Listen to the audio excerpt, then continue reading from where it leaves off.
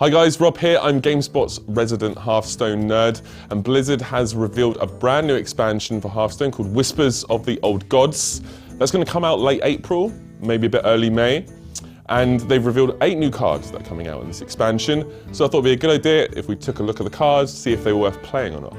So Cthun, it's a 10 mana 6/6. Battle Cry is deal damage equal to this minion's attack, randomly split among all enemies. 10 mana 6/6 is obviously terrible, but of course it comes with a Battle Cry which does random 6 damage across the board and in fact to the hero as well.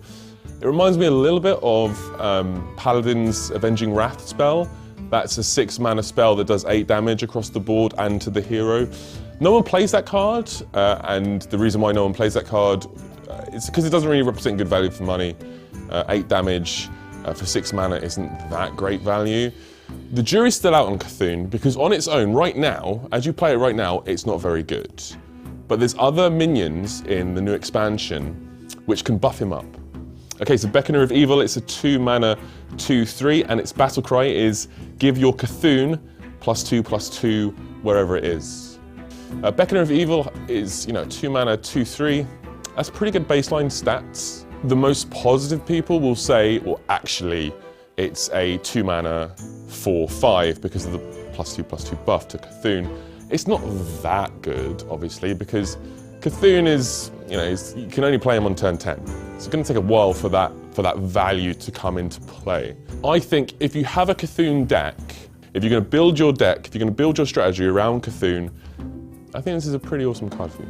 Okay, so the next one is Twilight Elder. It's a 3 mana 3/4, and at the end of your turn, this minion will give your Cthun +1/+1 wherever it is.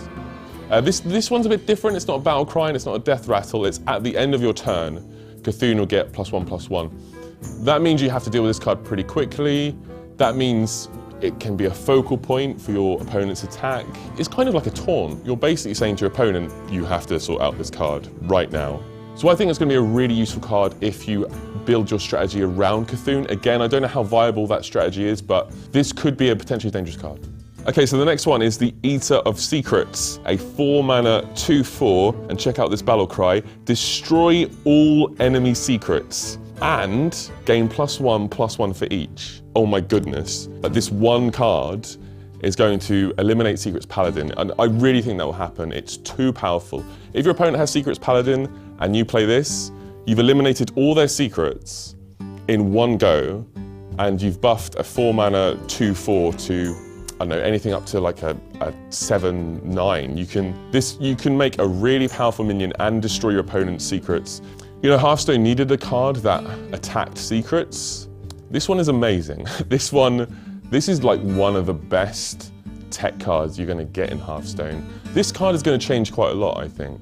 Okay, the next one is Polluted Hoarder, 4 mana 4/2. Its death rattle is draw a card. Being able to draw a card with a 2 mana minion is pretty good. Having the same effect with a 4 mana minion, which is kind of weak. When it is weak, I think this card sucks. Okay, the next one is the Corrupted Healbot. It's a 5 mana 6/6, and its death rattle is restore 8 health to the enemy hero. You're giving your opponent 8 health as soon as this minion dies. I think Priest players are going to enjoy this because at turn 4 you can have an Arcanized Soul Priest, and at turn 5 you can play this. And obviously the Arcanized Soul Priest reverses heal effects, so when this dies, when the Corrupted Healbot dies, your opponent loses 8 health. That's like the only viable way to play this card, this minion. I don't think this represents great value for money, but I think Priests will have a chance. Okay, the next one, Validated Doomsayer. It's a 5 mana 0/7, but at the start of its turn, its attack is 7. I like this card. There's a lot about this that I like. First thing I like is that it's really good stats, really good baseline stats when you're attacking. Also, it avoids Big Game Hunter, and it does it in a really unique way. The trade-off is that your opponent can start smashing into it at turn 5 or turn 6, and they're not going to take any damage after smashing into it. Once it's on the board, you're going to have to focus all your attack on it. In that sense, I think it's still a pretty good card. Okay, Stand Against Darkness is a 5 mana spell. You summon 5 1/1 Silver Hand Recruits. It's a little bit like Muster for Battle, but you're summoning 5 Silver Hand recruits for 5 mana, rather than summoning 3 Silver Hand recruits for 3 mana. But you don't get the Light's Justice weapon, the 1/4 weapon that you do get with Muster for Battle. Does that make this worse? Yes. But also know, summoning 5 minions for 5 mana can be really handy if, for example, you have a Knife Juggler on board, or if, for example, you have a Frostwolf Warlord, which is 5 mana. You know, at turn 10, get your 5 Silver Hand recruits, and then play a Frostwolf.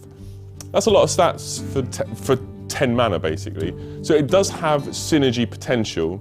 I don't think people are going to play it though. I don't think people are going to play it because Muster for Battle was OP, because you had so much control by turn 3. It was amazing. Plus you had the immediacy of a weapon. This does not have that. Okay, so that was the first 8 cards in the Whispers of the Old Gods expansion for Hearthstone. The expansion's coming out late April, maybe early May. As new cards are revealed, we'll have more details and videos for you, so check it out at GameSpot.com.